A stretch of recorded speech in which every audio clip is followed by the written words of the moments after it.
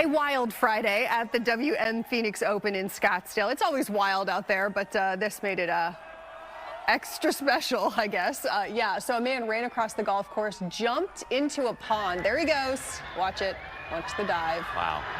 And that's not the best water to be jumping into. No. So he's been identified as 27-year-old Sean McConnell. Police say that he jumped from the bleachers today, and he started running across the 16th hole in a Speedo. He had the words written, some words on his chest, some written also on his back, too. Yeah, it said Max Savage. I guess he's got a lot of followers on Twitter and Instagram. Okay. And officers say that he ran through a player access tunnel to the 17th hole, and that's when he jumped into the water hazard there and started swimming. You can hear the crowds cheering him on. McConnell eventually did make his way out of the water, and predictably, police arrested him on counts of trespassing, disorderly conduct, and failure to obey law enforcement orders.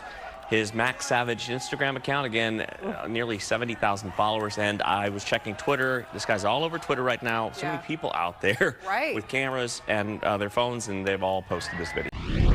A costly turnover on the first day of the Super Bowl experience. Somebody ran off with $100,000 worth of property from a third-party vendor. It happened last night at about 5 o'clock at the Phoenix Convention Center downtown. And police are still searching for the crooks tonight. Fox 10's Marissa Sarbeck is live with the latest. Marissa.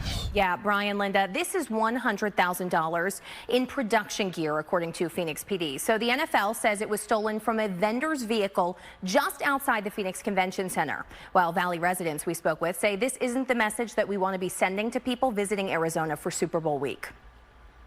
It's crazy, but that's today's world, right? Those visiting and those that live here learning $100,000 worth of production gear was stolen from a vendor at the Super Bowl experience this weekend. It's definitely weird coming home and just seeing how much crime has happened, you know, from being gone 25 years ago. It's a different valley, but, you know, I hope we as a community can make it better. Police confirmed the theft was on Washington Street, right near the Phoenix Convention Center. These roads have been closed during the Super Bowl experience, meaning foot traffic is the primary way to get around. And with heavy surveillance around the event, Phoenix police will likely have quite a bit of footage to search through to find those responsible. But the majority of people are simply out enjoying what is meant to be the start of all the fun the Valley has to offer this week. It's crazy, like all the streets closed and everything is crazy. All these people are just, it's kind of awesome though, seeing everyone in their jerseys and everything, so I think it's kind of cool. The crowds at the convention center are overwhelming for some. I thought it'd be better organized. I've been to All-Star experience, NCAA experience, and it's never been the lines like this. But many locals excited to see how Arizona has grown over the last 2 decades. It's amazing. We've been gone for 26 years. My husband's retired military, so this is our first year back.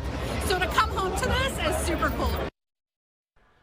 Phoenix police and the NFL have not yet identified the vendor that experienced theft. Brian.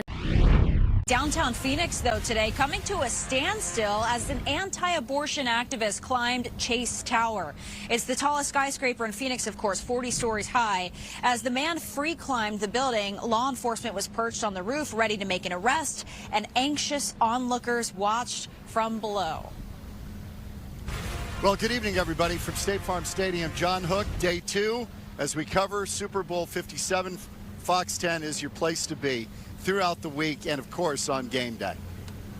Yeah, that's right. I'm Christina over here in Scottsdale. We're at STK Steakhouse this week as well. But as that free climber was climbing in downtown Phoenix today, Fox 10's Marissa Sarbeck was there and saw it as the climber made it to the top of Chase Tower. Marissa, we were talking about this. It was scary to watch. It was scary to see from the ground, as you can imagine, too. We were actually leaving the Phoenix Convention Center and just happened to walk by, saw the crowd growing, and we were trying to figure out what was going on. It was even kind of difficult to see from the ground because it was such a small, tiny figure. But when you zoomed in on the camera lens, you were able to see there was a man free climbing on the old Chase Tower, and it was clear he put some effort and thought into this, really prepared. He was wearing chalk on his hands and special climbing shoes as well. I hope you're doing it. The crowd growing, along with the level of anxiety, as dozens of people stopped on the shutdown Central Ave and Adams intersection to see 23-year-old Mason Deschamps scale the old Chase Tower in downtown Phoenix. Buddy up here climbing the Empire State Building. I'm dead. I don't know what he think he's doing, but yeah, it's happening right now, man. We're working in that Renaissance building. We're on the 19th floor when we seen him at first. He was probably like 10 floors down. Now he's almost to the top. Prolife Spiderman, as he calls himself, took over an hour to climb the 40 floors. Couldn't take their eyes off the building, even cheering as he made it over the ledge, landing him right into the waiting handcuffs of Phoenix police officers, now facing trespassing and criminal nuisance charges. Phoenix Fire also on hand, but unable to do much if Deschamps struggled to make it all the way up. Extremely dangerous. There's multiple places all over the valley where you can go climb in a controlled environment. This isn't an uncontrolled environment. This is not what you're supposed to do. Now, this actually isn't even his first time doing something like this. He did a free climb on multiple buildings in multiple cities all around the U.S. We actually have footage from his climb last year in San Francisco on the Salesforce building. We'll have that for you tonight at 6 o'clock, only on Fox 10 News. Marissa Sarbach for Fox 10. This is just in, there's an arrest made at a popular gallery in Old Town Scottsdale. Yeah, the owner of the Gilbert Ortega Gallery caught on camera taunting a group of Native Americans performing as part of an event for ESPN. Hey, you're gonna touch my baby. Can you get out of here? Goodness. MAGA country. There's lots of cameras out here. MAGA country. It happened in front of the Gilbert Ortega Gallery, pretty iconic spot in Old Town. It sells Native American jewelry and art. The video shows him appearing to mock the performers and then getting into an argument with some of the people who were taping it on their phones. So at one point, he yells some expletives at the group. Scottsdale PD says he's facing 3 counts of disorderly conduct, but won't be charged with a hate crime because it doesn't meet the FBI's definition of that. Now, we have reached out to the gallery for a statement, and we'll update you if we hear back.